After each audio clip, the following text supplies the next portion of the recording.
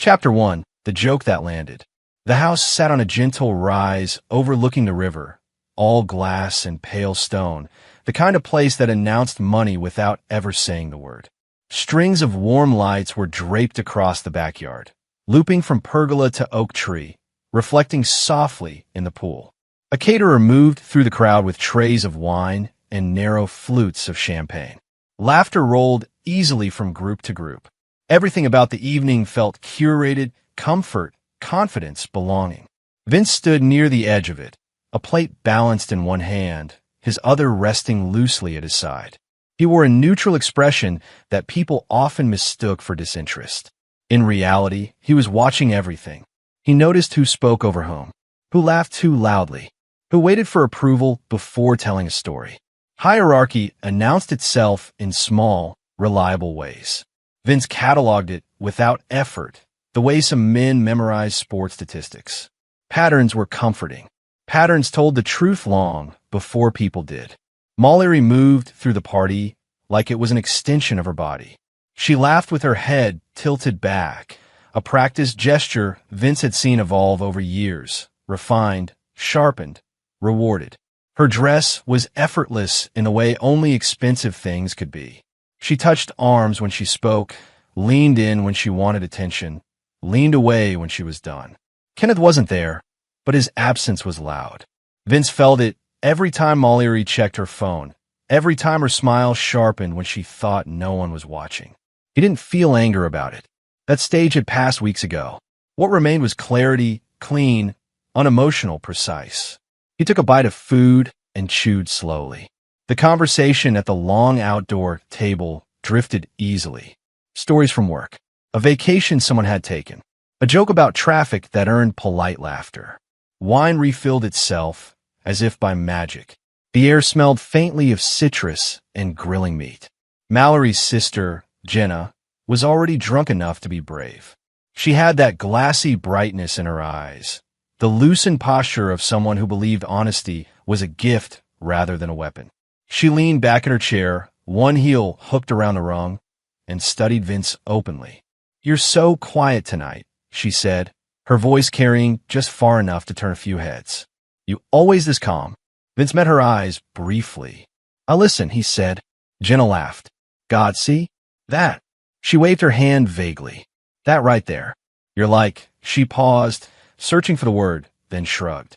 "Never mind." A couple of people smiled. Someone else raised their glass. The moment could have passed. Vince felt it balance on the edge of normalcy. Then Jenna took another sip and tipped forward, elbows on the table. "Okay, but serious question," she said, lowering her voice just enough to make it theatrical. "If, hypothetically, your wife cheated on you," she paused, eyes flicking to Mallory, then back to Vince. "Would you cry?" The silence that followed was brief, but complete. It snapped the tension into place. Vince felt it the way you feel a change in air pressure before a storm. Then someone laughed. Not a cough, not an awkward chuckle, a real laugh. It opened the door for others. The sound spread quickly, comfortably, like a joke everyone had been waiting to tell. Vince didn't move. He set his fork down carefully. Mallory smiled. It wasn't surprised. It wasn't embarrassed. It was amused. She glanced at Vince, then back at her sister, and lifted her glass. "He doesn't really do crying," she said lightly, "or much reacting, honestly. More laughter." Someone snorted into their drink. Jenna grinned wider, encouraged. "Right? That's what I mean. He's just so steady." She made a vague shape with her hands, as if sculpting air. Like a statue. The word landed heavier than the rest. Mallory tilted her head, considering it, then nodded. "That's actually perfect," she said. "A statue in bed." The table erupted. It wasn't cruel in the way shouting is cruel.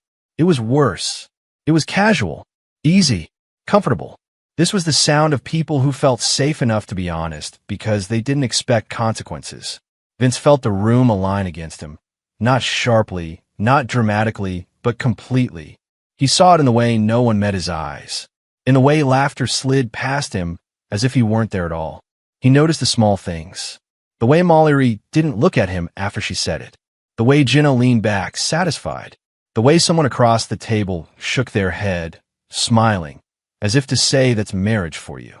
Inside, nothing surged. No heat. No rush.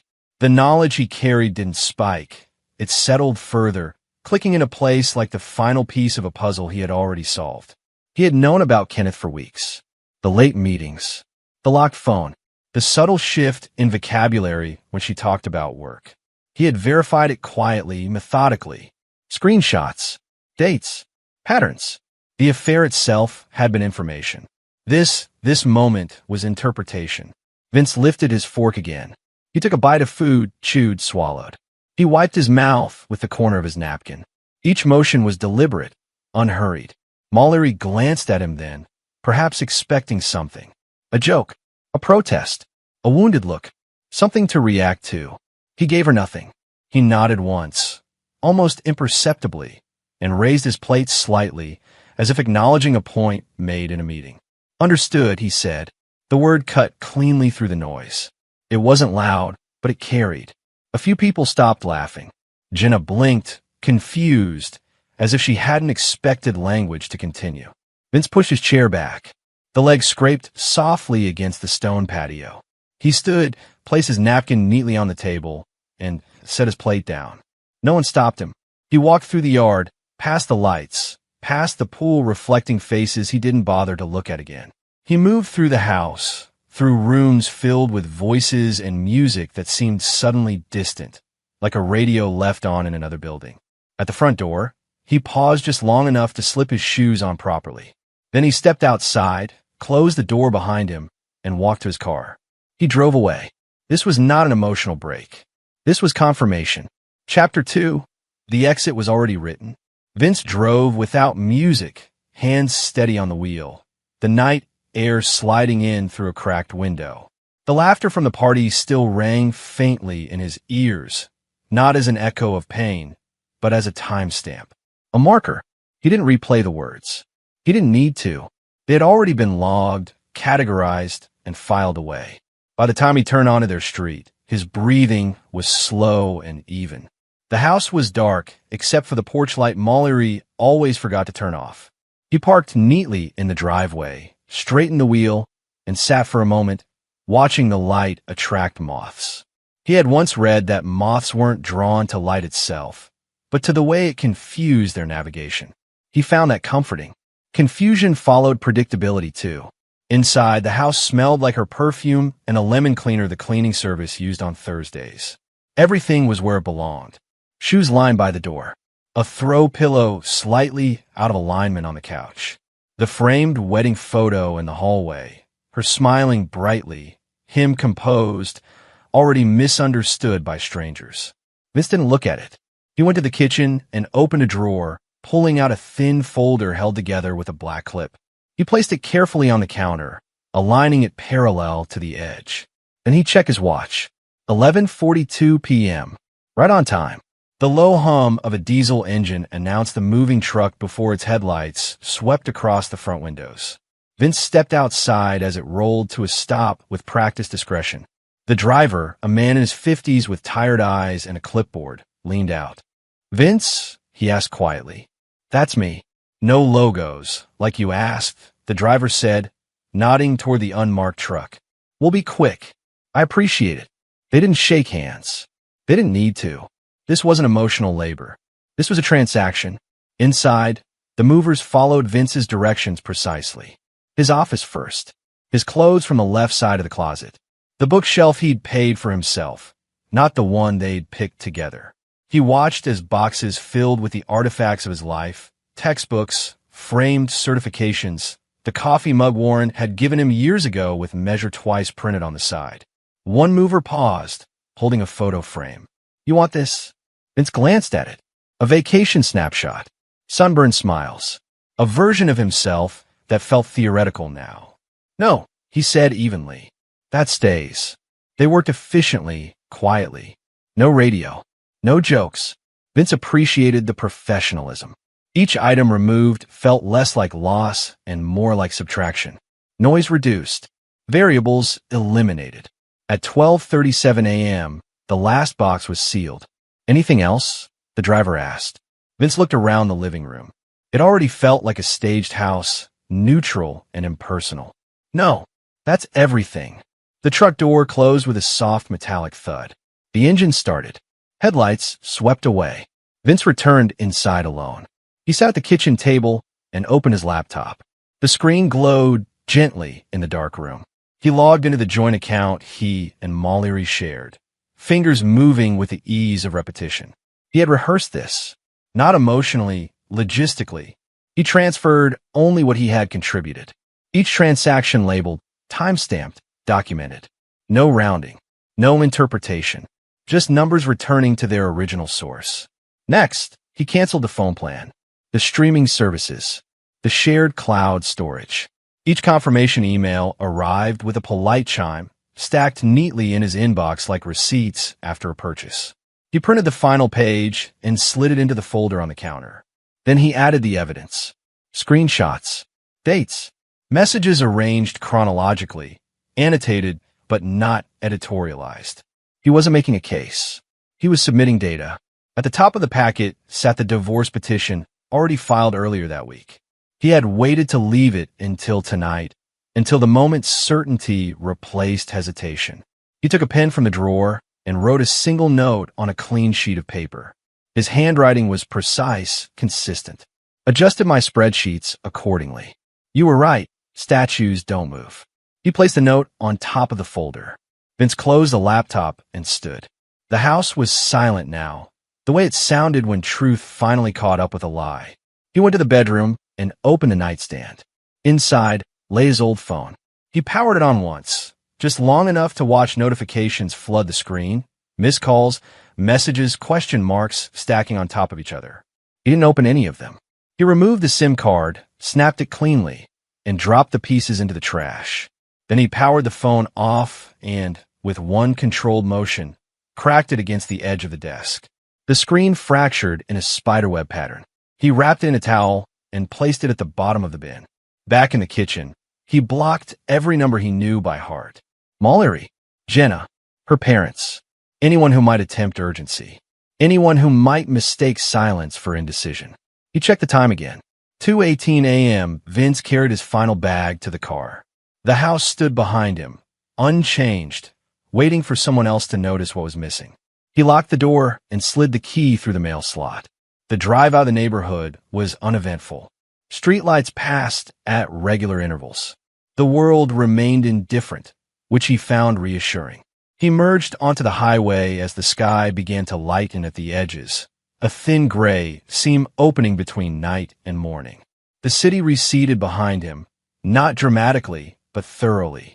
By sunrise, Vince no longer exists in their city. He is already driving toward Richmond. Chapter 3, Vanishing Properly. Richmond did not feel like an escape. It felt like a coordinate. Vince chose the city for reasons that had nothing to do with emotion. The cost of living aligned with his projections. The job market was stable without being crowded. The distance was far enough to break patterns, but close enough to avoid spectacle. It was a place where nothing about him would be remarkable. That was the point. He signed a short-term lease under his own name. No shell games, no theatrics. A modest apartment on the third floor of a quiet building near the river. White walls, neutral carpet, morning light that came in clean and unobstructed. He furnished it with intention. A desk, a bed, a chair, a table. No excess, nothing sentimental. The first night, he slept deeply. On Monday morning, he started his new job. The interview process had concluded weeks earlier, conducted under the calm assumption that his availability would soon change. He arrived 10 minutes early, dressed plainly, resume already memorized by the woman in HR who shook his hand. "Welcome aboard, Vince," she said, smiling. "We're glad you could start so quickly." "So am I," he replied. He was assigned a small office with a window and a door that closed fully. He appreciated that. His co-workers were competent, cordial, and uninterested in his personal life. No one asked where he had come from. No one asked why he had relocated alone. The work spoke for itself. At lunch, he ate quietly at his desk, reviewing files. The routine settled into him naturally, like a rhythm he had always known. Outside of work, he erased himself. He closed old accounts, deleted and used emails, changed passwords with the same care he applied to financial planning. His social media profiles went dark one by one, not dramatic announcements, not farewells. Just absence. A vacuum where a presence had once been assumed. He kept his phone new and clean. No old numbers imported. No lingering conversations. Anyone who searched for him online found fragments that led nowhere, outdated bios, inactive pages, dead ends. It wasn't hiding. It was containment. The only person who knew where he was lived 3 states away and understood silence as a form of respect. Warren called on the 3rd night. "You settled?" he asked. "Yes. Place decent. It meets requirements." Warren exhaled softly. "You sure about this?" Vince looked around the apartment, at the bare desk, the untouched shelves. "I'm certain." There was a pause. "They're losing their minds." "I expected that." "You want updates?" "No," Vince said, then considered. "Only if something requires legal attention." "Understood," Warren replied. No judgment. No curiosity. That was why he was trusted. They hung up without ceremony. Back in the city Vince had left behind, morning arrived loudly. Mallory woke to a house that felt wrong before she understood why. The bed was empty on Vince's side, the sheets smooth and cold. She reached for her phone, still half asleep, thumb already forming his name. The call didn't go through. She frowned and tried again. Straight to voicemail. She sat up, irritation rising first, then confusion. He never turned his phone off. She sent a text. Nothing. She swung her legs out of bed and walked through the house, calling his name once, casually, as if he might be in the shower or on the back patio. The silence answered her fully. Then she saw the kitchen counter, the folder. She didn't open it at first. She stared at it, heart beginning to accelerate, a tightness forming behind her ribs. Her phone buzzed in her hand, a message from her sister. "Is Vince okay?" "He left early." Mallory didn't reply. She picked up the folder with shaking hands. By the time she reached the divorce petition, her breath was shallow and uneven. Calls multiplied. Messages stacked. She tried every number. Work. Friends. Anyone who might know where he was. Each failure added weight, pressure, heat. By noon, the family group chat exploded. "Has anyone heard from Vince? This isn't funny. Did he really just leave? He wouldn't do that. Call him again." Jenna sent 3 apologies in a row, each longer and more frantic than the last. Their parents demanded explanations, then demanded action. Someone suggested the police. Someone else suggested therapy. Mallory typed and erased responses she couldn't commit to. Her confidence from the night before curdled into disbelief. This wasn't how it was supposed to go. He was supposed to be steady, predictable. He was supposed to absorb things. She sat on the couch and stared at the wall as the house filled with digital noise. Across the state line, Vince drank his coffee and reviewed a lease agreement. He did not refresh social media. He did not check old inboxes. He did not Google his own name. He knew what he would find. It wasn't useful. Instead, he monitored what mattered. Public records updated quietly. Account activity settled exactly where he expected it to. No unauthorized withdrawals. No legal filings yet. Just the early signs of instability, missed payments, inquiries, the subtle tremor that preceded collapse. He logged each data point without commentary. At work, he delivered a report early. His manager nodded in approval. "Good work," she said. "Consistent." "Thank you," Vince replied. In the evenings, he walked along the river. He cooked simple meals. He slept without interruption. There was no urge to explain himself to anyone because explanation implied permission. He did not intervene. He did not warn. He did not gloat. He observed, legally, quietly, methodically. And back home, the silence grew heavier than any argument ever had. The absence became the loudest thing in their lives. Chapter 4. Consequences begin to surface. Time did not rush. It rarely needed to. By the 4th month, Vince had settled into a rhythm that felt sustainable rather than reactive. His days were structured, his evenings quiet. He did not measure progress by emotion, only by stability. The absence of chaos wasn't exciting, but it was measurable, and that mattered. What changed was not his life. What changed was theirs. The first signal arrived as a routine notification, an automated alert tied to a public regulatory database Vince had bookmarked long ago. He was halfway through lunch when his phone vibrated once against the desk. He finished chewing before looking. Inquiry opened. Internal audit, Kenneth R. Holloway. Vince read it twice, not because he doubted it, but because confirmation always deserved respect. Kenneth's company had been quietly profitable for years, the kind of mid-level firm that flew under scrutiny by avoiding spectacle. But spectacle had a way of inviting light. Expenses that once blended into operational noise now stood out. Reimbursements, vendor contracts routed through shell LLCs, travel entries that coincided a little too neatly with client meetings that didn't exist. At first, it was framed as a review. By the following month, it was no longer internal. Vince didn't smile. He didn't lean back. He simply opened a spreadsheet and added a new tab labeled Status Changes. Back in the city he'd left, the atmosphere shifted from confusion to tension. Mallory felt it at work before anyone said anything out loud. Meetings she used to be included in went on without her. Her calendar invitations became conditional, tentative, subject to revision. When she walked into a room, conversations paused just a beat too long. She caught fragments in passing. Compliance issue, optics are bad, don't put her on that account. She told herself it was temporary, that it had nothing to do with her, that people were overreacting. But when Kenneth stopped returning her messages as quickly, when his tone changed from confident to clipped, she felt the ground shift. One evening, she called him. "This is getting weird," she said, pacing her living room. "People are acting like I'm radioactive." There was a pause on the line. Too long. "Things are complicated right now," Kenneth said finally. "Complicated how? I can't talk about it. You said this wouldn't affect me." "I said we'd manage it," he replied, irritation slipping through. "And I am managing it." The call ended without reassurance. 2 weeks later, his name appeared in an industry newsletter Vince read over coffee. The language was cautious but unmistakable, placed on temporary leave pending review. Authority, once assumed, now questioned. The affair stopped being a rumor. It became context. Mallory's association with Kenneth, once whispered about, now followed her openly. HR requested documentation. Her performance reviews grew colder, stripped of enthusiasm. A project she'd led for years was reassigned for continuity. At lunch one day, a colleague she considered a friend leaned in and lowered her voice. "Off the record," she said, "you might want to start looking." "For what?"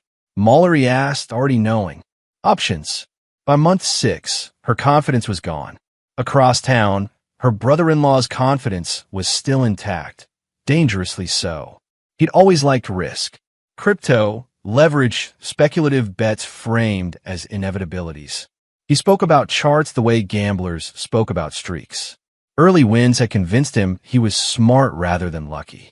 When the market dipped, he doubled down. When it dipped again, he borrowed. By the time foreclosure notices arrived, the group chat had gone quiet. Vince read the filings without commentary. Adjustable rate loans. Missed payments. The numbers told a story more honestly than anyone ever had. He added another row. At work, someone congratulated him on a successful quarter. "You've got good instincts," his manager said. "Instincts can be measured," Vince replied. At night, he reviewed documents the way some men watch television. Court calendars, regulatory updates, financial disclosures. Everything he accessed was legal, public, unremarkable. There was no hacking, no manipulation, just patience.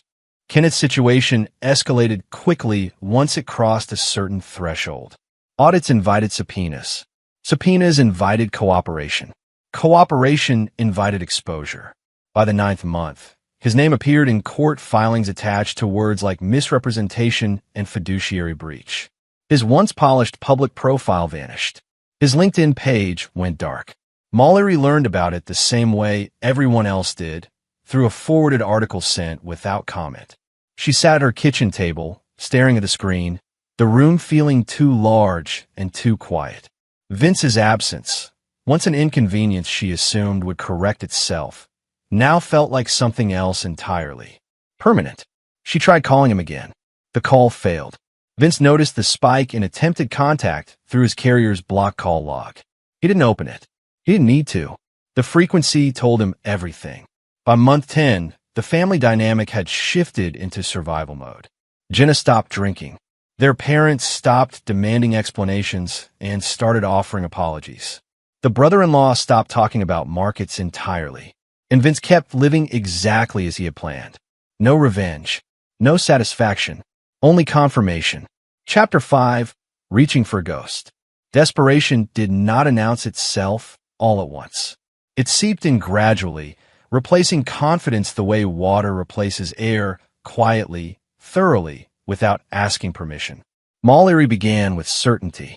Certainty that Vince would cool off. Certainty that silence was a tactic, not a boundary. Certainty that whatever this was, it would end when she decided it should. Her first message was soft. We need to talk. You don't get to just disappear. When that failed, she tried warmth. I miss you. This has gone far enough. Let's fix it like adults. Days passed. The house remained silent. The folder on the counter never moved, as if it had grown roots. Her tone shifted. You're being cruel. You're embarrassing me. Everyone thinks you've lost your mind. Still nothing. By the third week, rage took over. She left voicemail she knew he wouldn't hear, her voice sharp and shaking, words tumbling over each other in a way she once mocked him for never doing. You think you're better than me? She snapped into the phone one night. You think this makes you some kind of hero? She threw the phone onto the couch and burst into tears that surprised her with their intensity. She hadn't cried at the party. She hadn't cried when she read the petition. She cried now because the silence didn't bend. It didn't even acknowledge her. When anger failed, she tried remorse. She wrote a long email she sent to every address she could think of, old accounts, work addresses, even Warren's, hoping it might be forwarded. She admitted mistakes without naming them. She apologized without specificity. She promised change without structure. I didn't mean it, she wrote. You know I was joking. You know how my family is. The words looked hollow even to her. Then came the lie she believed would end everything. She showed up at her parents' house pale and trembling, a hand pressed to her stomach. I think I might be pregnant, she said quietly. Her mother gasped. Her father sat down heavily. Phones came out. Plans formed instantly. A future reassembled itself in their minds with familiar urgency. Within hours, messages went out to doctors, to lawyers, to anyone who might know how to reach Vince. The test came back negative. The story collapsed under its own weight. There were no dates that lined up, no medical confirmation, no margin for ambiguity. What she had framed as hope was exposed as desperation wearing a costume. The fallout from that was colder than anything before it. Her sister, Jenna, sent her apology 2 days later. It was long, painfully so. I was jealous, Jenna wrote. You were married to someone who never needed validation, and I hated that. I made you smaller because it made me feel bigger. I was cruel because it was easy and because I didn't think there would be consequences. She admitted the drinking, the insecurity, the satisfaction she'd felt watching Vince sit quietly while everyone laughed. She did not excuse it. She did not ask for forgiveness. She sent the message directly to Vince. It bounced back. Jenna stared at the screen for a long time, then forwarded it to Warren with a simple line beneath it. If he ever reads this, please tell him I'm sorry. Warren didn't reply. The brother-in-law waited the longest. Pride had held him together long past reason. But foreclosure notices had a way of humbling even the most confident man. He showed up at the parents' house one evening with red eyes and shaking hands. I need help, he said quietly. I just need time. They sat around the dining table, the same one that had once hosted loud holidays and louder opinions. Now it felt like a negotiation room. Vince wouldn't let the kids lose their home. The brother-in-law said, voice cracking. He's not like that. His wife nodded eagerly. He's stable. He's fair. He wouldn't punish children. Calls were made. Emails drafted. Numbers dialed. Nothing. The parents tried last. They approached it like diplomacy. Carefully chosen words. Reasonable expectations. A calm tone they had never bothered to use before. This has gone on long enough, his mother-in-law said into the phone, leaving a voicemail she assumed he'd eventually hear. You've made your point. His father-in-law followed with a message that leaned on history. "You were always the steady one," he said. "Too calm to stay gone forever." They framed reconciliation as inevitability, as logic, as something Vince owed to the version of them they preferred. In Richmond, Vince's phone remained face down on his desk. He knew about every attempt. His carrier logged them. His email filters caught them. Warren summarized only what mattered, exactly as requested. "They're escalating," Warren said during one call. Pregnancy claim didn't stick. "Parents are pushing now. Any legal action?" Vince asked. "No, then continue as is." Warren hesitated. "You sure you don't want to say something? Even a sentence?" Vince looked out his office window at the steady flow of traffic below. "A sentence would be participation," he said. "I'm not negotiating." He ended the call and returned to his work. At night, he did not reread messages. He did not relive moments. He did not argue with people who weren't present. The noise stayed where it belonged, outside the perimeter he had drawn. Back home, the family exhausted itself in cycles. Anger, bargaining, guilt, hope. Each phase burned brighter, then shorter, until all that remained was a dull, grinding uncertainty. They were speaking into a void that did not answer back. Vince responded to none of it. Silence became a verdict. Chapter 6, A Life That Doesn't Need Witnesses. The absence of noise created space. Vince didn't notice it all at once. It wasn't a dramatic realization, not a sunrise moment or a breathless sense of relief. It showed up quietly, in the way his shoulders sat lower when he walked, in the way he slept through the night without waking to phantom alerts, in the way mornings no longer required emotional calibration. His health improved first. He started running along the river before work, not to punish his body or prove resilience, but because the path was flat and the routine measurable. 3 miles. Same time. Same pace. The numbers improved gradually. His breathing steadied. His resting heart rate dropped. He tracked it all without obsession. At the grocery store, he stopped buying convenience food. He cooked simply, lean proteins, vegetables, meals that repeated themselves because predictability reduced friction. He drank less coffee, more water. He stopped clenching his jaw without realizing he'd been doing it. People at work noticed, but they didn't comment in the way people used to. No teasing, no assumptions. "You seem settled," a coworker said once, handing him a file. "Accurate," Vince replied. His confidence didn't sharpen into arrogance. It deepened, became quieter, less reactive. He spoke when necessary, listened when it wasn't. His manager began assigning him projects that required long horizons, work that benefited from patience rather than urgency. "You don't rush," she said during a review. "That's rare." "I don't need to," Vince answered. Outside of work, his life stabilized into something sustainable. He cleaned his apartment every Sunday morning. He did laundry on Wednesdays. He paid bills early. He read before bed. There was no audience for any of it. That mattered. He wasn't chasing happiness. Happiness was volatile, subjective, performative, easily disrupted. He was building structure. Structure didn't care how he felt on any given day. It held regardless. The woman entered his life without friction. Her name was Claire. They met at a bookstore near the river on a Saturday afternoon when both reached for the same copy of a nonfiction title Vince had already read. "Sorry," she said, smiling easily. "You can have it." "I don't need it," Vince replied, stepping back. "It's good, though." She paused. "You've read it?" "Yes." "What did you think?" He considered the question. "The framework is sound. The author overstates the conclusion." She laughed, not dismissively, but with interest. "That's the most reasonable critique I've heard all week." They talked for 15 minutes between shelves. No flirting, no selling, just curiosity exchanged evenly. When she suggested coffee, it didn't feel like a test. They sat by the window. Claire asked about his work. He answered without embellishment. She talked about hers with the same restraint. When silence fell, neither rushed to fill it.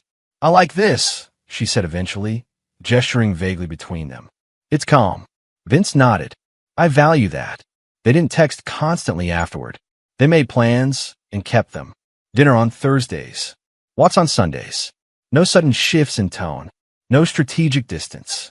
No need to perform interest through urgency. Claire didn't ask why he wasn't active on social media.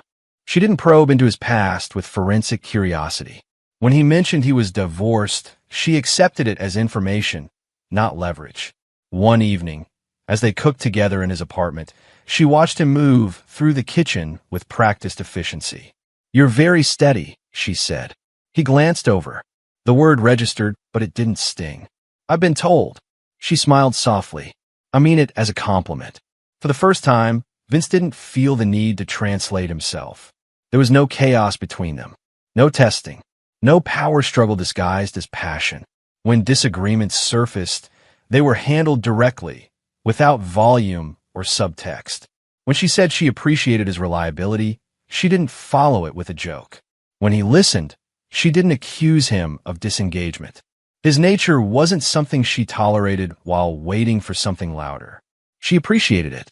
That mattered more than attraction ever had. Still, Vince continued monitoring. Not obsessively, not emotionally. He reviewed updates the way an engineer reviewed stress reports, checking for failure points, not entertainment. Closure required complete data. He refused to leave variables unaccounted for. He didn't celebrate setbacks. He didn't feel vindicated by collapse. The information served only one purpose: confirmation that reality behaved as expected when lies were left unsupported. One night, Claire noticed him closing a browser tab filled with charts and filings. "Work?" she asked. "Personal audit," he said. She didn't press. She never did. Later, lying beside her in the dark, Vince felt something unfamiliar, not excitement, not relief, but alignment. His life no longer required witnesses to validate its direction. He wasn't hiding. He was whole, and he continued monitoring only because closure requires complete data, not emotion. Chapter 7, The Wedding Invitation. The invitation arrived in a cream-colored envelope with embossed lettering and too much confidence. Vince recognized the handwriting immediately. Jenna always wrote as if space were optional, her loops tight and hurried, urgency baked into every curve. He didn't open it right away. He set it on the desk beside his laptop and finished reviewing a quarterly report, correcting a misaligned assumption without comment. Only when the work was done did he pick it up. The wedding details were predictable. Vineyard venue. Late summer. Formal attire encouraged, not required. A careful balance between elegance and approachability. Jenna's attempt at reinvention made visible through stationery. At the bottom, a smaller card had been slipped inside. No return address. Just a short note. "I know I don't deserve this, but I hope you'll come. It would mean more than you think." Vince read it once. Then again. He didn't feel anger. He didn't feel nostalgia. What he felt was recognition of the situation, not the sentiment. This was convergence. Declining the invitation would be interpreted. It would create theories, fuel narratives, grant others the authority to define his absence. Silence had worked because it left no shape to argue with. But absence at this point would no longer be empty. It would be filled for him. Attending, on the other hand, allowed control. He closed the envelope and set it aside. That evening, he mentioned it to Claire while they cleaned up after dinner.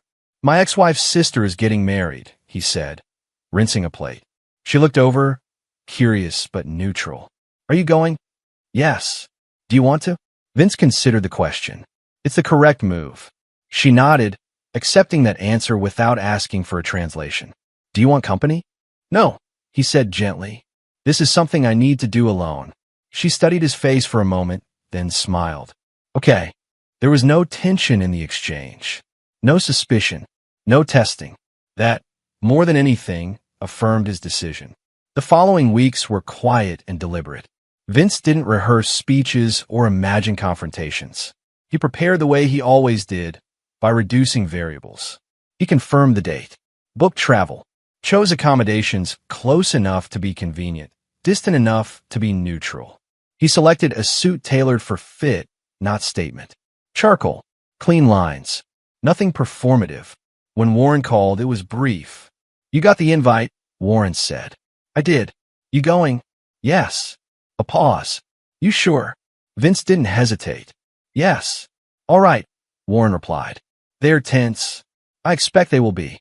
He hung up and returned to packing. As the date approached, the noise on the periphery intensified.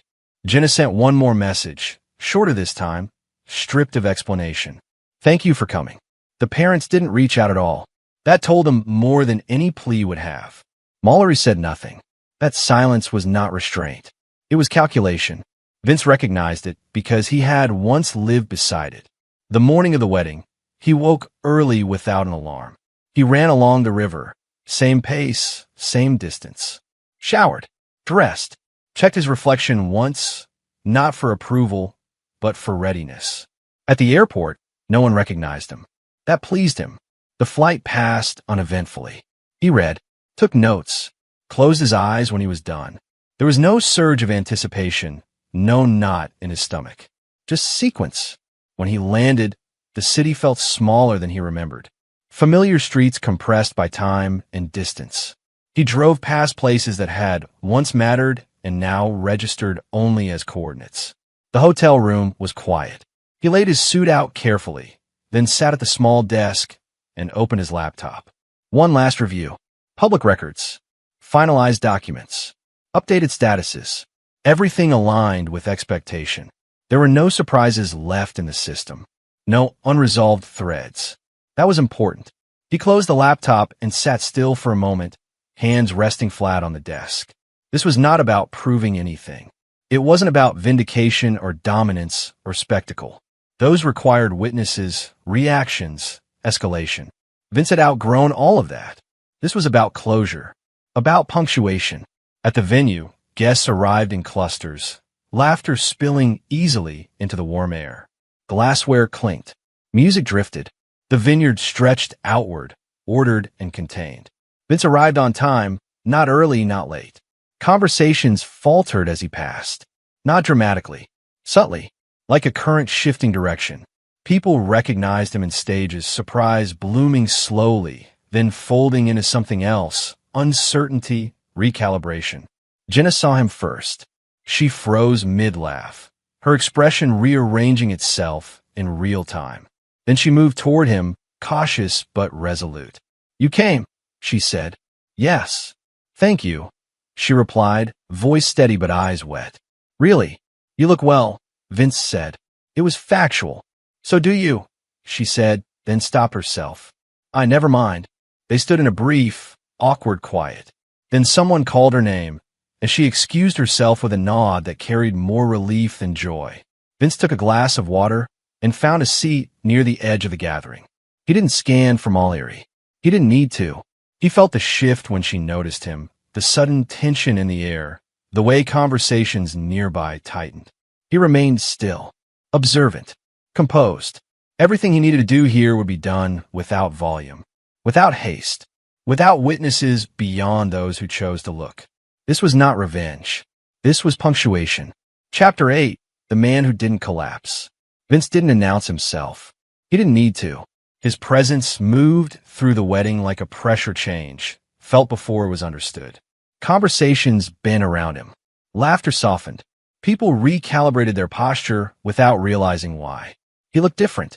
Not dramatically, not in a way that begged for commentary. He was leaner, straighter. His movements were economical, unhurried. The kind of composure that came from routine rather than performance. Someone whispered his name near the bar. Another guest glanced twice, then nudged a companion. That's him, they murmured, as if identifying a landmark that was supposed to be gone. Vince took it all in without absorbing any of it. He wasn't there to be seen. He was there to complete something. Jenna found him near the edge of the reception area, just after the ceremony ended. She approached slowly, bouquet in hand, veil already discarded. Her smile was careful, gratitude layered over regret. I wasn't sure you'd stay for the reception, she said. I said I would attend, Vince replied. I'm attending. She nodded, swallowing. I wanted to thank you. In person. You already did, he said. In writing. She exhaled, tension easing slightly. Still, he reached into the inside pocket of his jacket and removed a small, neatly wrapped box. No ribbon. No flourish. He handed it to her without ceremony. This is for you, he said. Jenna hesitated before taking it, as if worried it might disappear. She opened it carefully. Inside was a thin, leather-bound journal. No inscription, just quality craftsmanship, something meant to last, not impress. Her eyes filled. "What is this?" "A place to write things down," Vince said evenly, "before you say them." She laughed softly through the emotion, nodding. "I understand. It wasn't forgiveness. It wasn't punishment. It was acknowledgement, measured, proportional."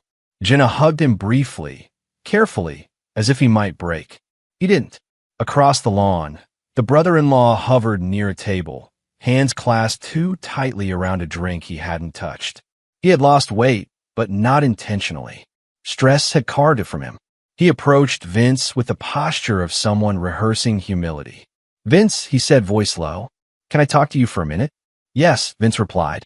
They stepped aside, away from the music and the murmurs. "I know I don't deserve," the man began. "You don't," Vince said calmly. The interruption wasn't sharp. It was precise. The brother-in-law nodded, chastened but oddly relieved. He rubbed his hands together. "I made mistakes. Bad ones. And my kids, I know," Vince said. The man looked up, surprised. "You do?" "Yes." A long pause followed. Vince reached into his pocket again, this time removing a folded document. He handed it over. "I've paid the outstanding balance on your mortgage," he said. The brother-in-law stared at the paper, not yet comprehending. "You what?" "For the children's stability," Vince clarified. "Not yours." Emotions surged instantly, relief, shame, gratitude, all colliding at once. "I don't know how to. There are conditions," Vince continued, unperturbed. "You will refinance within 6 months. You will attend financial counseling. You will not make speculative investments again. If you do, this becomes a loan, not a gift." The man nodded rapidly. "Yes, of course. Anything.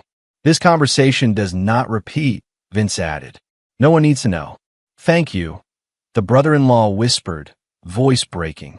"I swear I won't forget this." "You shouldn't," Vince said. "But you shouldn't dramatize it either." They parted without a handshake. Word traveled anyway, not in specifics, but in tone. Something had shifted. The room adjusted again, this time more subtly. Vince wasn't the abandoned husband anymore. He wasn't the punchline. He was the variable no one had accounted for. Mallory watched from across the reception. Her expression caught somewhere between disbelief and calculation. She had imagined this moment for months, imagined his return as weakness, apology, explanation. Instead, he moved through the evening untouched. When their eyes finally met, there was no confrontation, no anger, just recognition. She approached him near the dessert table, heart hammering louder than the music. "You look well," she said. "Thank you," Vince replied. She waited for more. Nothing came. "I didn't think you'd really come," she admitted. "I said I would." She nodded, searching his face for something familiar. "You didn't tell me." "There is no reason to." The words landed cleanly, without edge. "I tried to reach you," she said quietly. "I know. You could have answered. I chose not to." Silence stretched between them, heavy but controlled. Around them, the wedding continued. Laughter, clinking glasses, the ordinary theater of celebration. "You don't seem angry," she said finally. "I'm not." She frowned, unsettled by the absence of heat. "Then what are you?" "Finished," Vince said. Her breath caught. Before she could respond, someone called her name from across the room. She hesitated, then nodded stiffly and walked away. Vince remained where he was, untouched by the exchange. He didn't give a speech. He didn't seek the spotlight. He congratulated the couple politely when the time came, offered a nod to the parents, accepted no apologies beyond what was already given. Each action was deliberate, each boundary clear.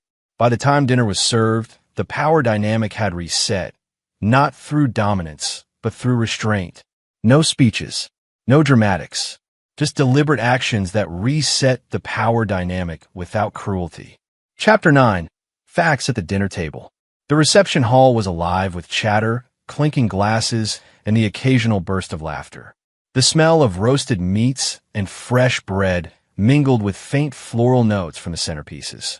Vince sat at a table near the edge, positioned deliberately where the room's energy could be observed without being engulfed by it. Mallory approached during the salad course, her heels clicking softly on the hardwood floor. The motion of her stride suggested practiced confidence, but the tension in her shoulders betrayed her. She stopped across from him, hands clasped loosely in front of her. "Vince," she said, voice low, yet charged with something heavier than anger, accusation. "I need to know why. Why did you disappear? You abandoned everything. Us. Me. How could you just leave like that?" Vince looked at her, not with shock, not with defensiveness, but with the calm he had honed over the past year. He didn't flinch at her tone or her words. Instead, he adjusted the napkin in his lap and responded with measured clarity. "Abandonment," he said slowly, "is a word. Accuracy matters more than emotion. Let's define the facts." She blinked, irritation flashing. "Facts? You think this is about facts? You left. You weren't here when I needed you. I was here," he interrupted evenly, observing. "Objectively, legally, nothing beyond that changes the data." Her mouth opened, then closed. She looked around nervously, as if the room itself were judging. Guests were eating quietly, some glancing discreetly. The moment held a weight that silence alone could not deliver. "I'm not here to argue," Vince continued. "I'm here to clarify what actually happened." He reached into the briefcase he had brought, a subtle, unobtrusive piece of leather, and pulled out a small, neat laptop. The screen glowed softly, a quiet pulse of blue. "I need you to understand one thing first," he said. "The divorce was finalized months ago. You never noticed. You didn't see the petition. You didn't register the dates. That is the first fact." Mallory's eyebrows rose. "Months? I didn't realize." Her voice trailed off, faltering under the weight of revelation. "Check the records if you wish," Vince said. "It's public, verified, filed in the county where we lived. No manipulation, no obfuscation." He tapped the laptop, and the screen displayed a clean spreadsheet. Columns lined with dates, transactions, and notes. "I also want to show you the outcome of decisions and miscalculations made in your orbit. All verifiable, all public. Nothing subjective, nothing emotional." He scrolled slowly. The first column highlighted her career trajectory, promotion stalled, disciplinary notations, HR memos requesting clarification on project management failures. "Your career performance," Vince said softly, "diminished in correlation with association to Kenneth. His exposure and subsequent investigation affected you indirectly, but measurably." Mallory leaned closer, frowning at the spreadsheet. It's factual," Vince interrupted, "not editorial. Each entry comes from HR records, public filings, and company disclosures. I've verified every piece." He scrolled further. Another column listed Kenneth's criminal exposure, subpoenas, regulatory inquiries, a public audit, each with dates and references. "You're saying Mallory started then stopped. He was investigated. Criminal charges pending. Public record. Your association is noted, but unalterable in terms of impact." Vince's voice remained even, almost clinical. The next columns chronicled the financial collapse of the extended family. Foreclosures, bank notices, missed payments, and cryptocurrency losses were neatly annotated. Each entry referenced a publicly accessible document, a court filing, or a verified financial report. "Everything here," he said, scrolling to the final section, "is measurable. No assumptions, no embellishments. It's not revenge. It's confirmation." Her brother-in-law's eyes flicked nervously over the laptop from across the table. He shifted in his seat, avoiding eye contact. He had already experienced Vince's earlier intervention with the mortgage. The spreadsheet confirmed what he feared. Someone had been observing quietly, methodically, without interference until now. Vince's final tab displayed his own life, new residence, stable work, health metrics, savings growth. Nothing flashy, nothing performative, only progress visible through measurable data points. "You see this," he said, looking directly at Mallory. "Everything you attempted to manipulate, every miscalculation, every act of cruelty has a record. None of it needed me to intervene. The outcomes reflect the choices themselves. My absence did not create this. Your actions did. Mallory's fingers hovered above the edge of the laptop, as though touching it might undo a year's worth of reality. You didn't get angry, she whispered. You just watched. Yes, Vince said simply. Observation is not emotion. Observation is control. A year ago, at this table, I was the only person here who maintained self-respect. That remains true today. Nothing has changed except the data now reflects what was already inherent. She swallowed, blinking rapidly. Her voice caught in her throat. You thought silence equaled weakness, Vince said, closing the laptop gently. It does not. Silence equals consequence. Data equals truth. Your choice to mock me, to betray, to mismanage, those decisions made the outcomes inevitable. The room had adjusted again. Guests subtly shifted, sensing the tension, though few understood why. Mallory remained seated, her hands pressed together, attempting to process the measured precision of his words. He stood, his posture straight but not aggressive.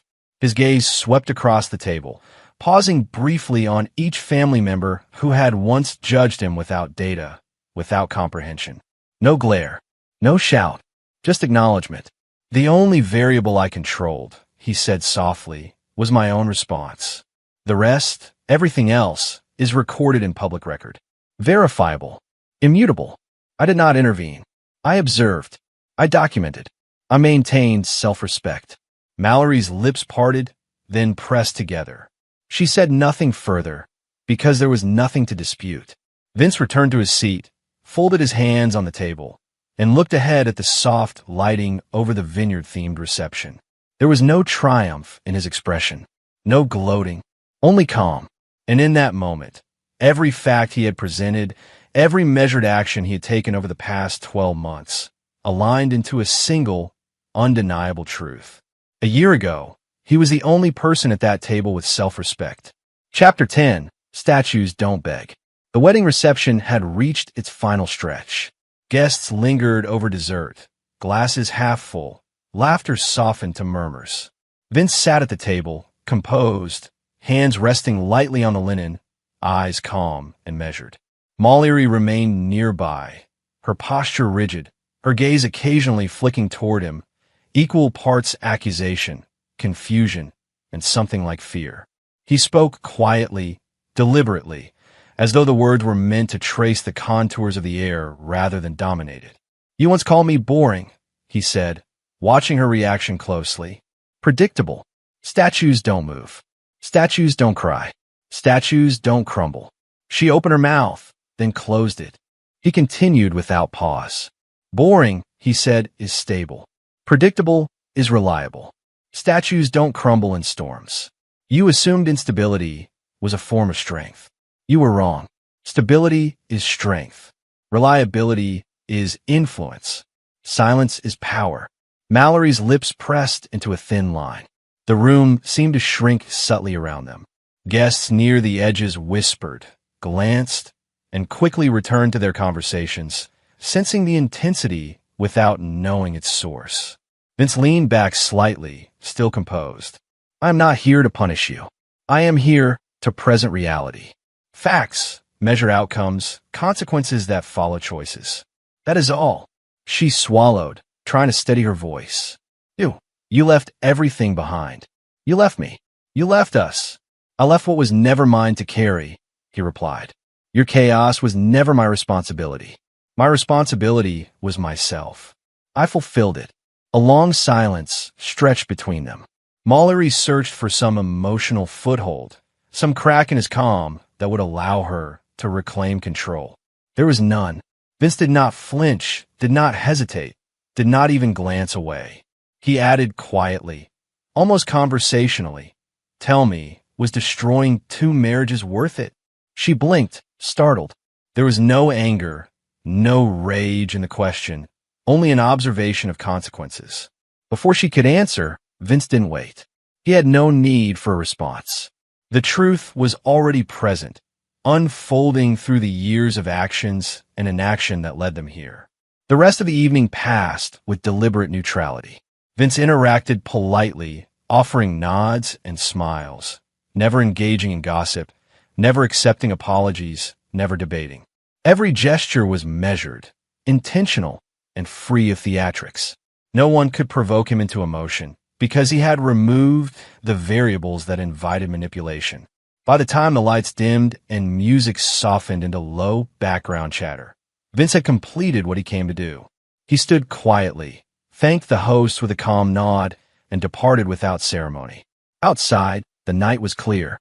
The air smelled faintly of summer blooms and dewy grass. He walked to his car, each step even measured. He did not glance back. He did not feel triumph. He did not seek acknowledgement. The work was complete. The loop was closed. Once home, he began dismantling the last threads that tied him to the old life. He terminated the brief monitoring he had maintained over finances, legal filings, and public records. His screens, once filled with spreadsheets and data tracking the fallout of others' choices, went dark. He did not delete the data. He simply no longer looked. He did not need confirmation anymore. The year's record had proven itself. Updates arrived secondhand over the next months, as always through Warren or casual mentions in social media from distant contacts. Mallory's career had plateaued in a low-status role. Kenneth faced court dates that would drag on for months. The brother-in-law's financial situation stabilized slowly, painfully, through forced discipline. The family was fractured, but the fractures had settled without him needing to intervene. Vince observed none of it directly. He allowed only the fragments that came without effort, without demand. He carried no grudges. There was forgiveness in the mind, a quiet acknowledgement that every person had acted according to their nature and that nature had consequences. There was no reconciliation, no attempt to reinsert himself into their lives. The story they lived unfolded in their hands now. Claire entered his life fully during this period, her presence steady, her companionship free from the turbulence that had defined his previous years. Their routine did not demand passion as a currency. It demanded reliability, honesty, and consistency, qualities that Vince had always maintained, quietly, but had never previously been appreciated. One evening, they walked along the river, shoulders brushing lightly. "You seem at peace," she said. "I am," he replied. "I have no loose ends that require me to act. I do what I must, and I release the rest." She smiled, understanding instinctively. "You've built a life that doesn't need witnesses." "Yes," he said. "It's sufficient." The months passed without drama, without chaos, without anyone else's narrative intruding. Vince continued his routines. Morning runs, structured meals, careful work, nightly reading.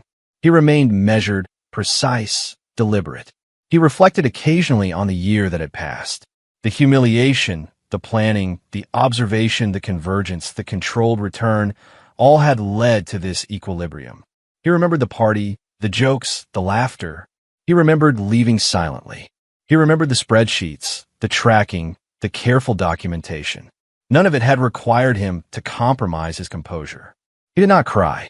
He did not rage. He did not plead. He disappeared. He rebuilt. That rebuilding was not revenge. It was not dominance. It was not spectacle. It was freedom, the ultimate metric of control, the final victory that no one else could define or dispute. Vince understood, with perfect clarity, that the world around him could collapse, reconfigure, and fracture without his interference.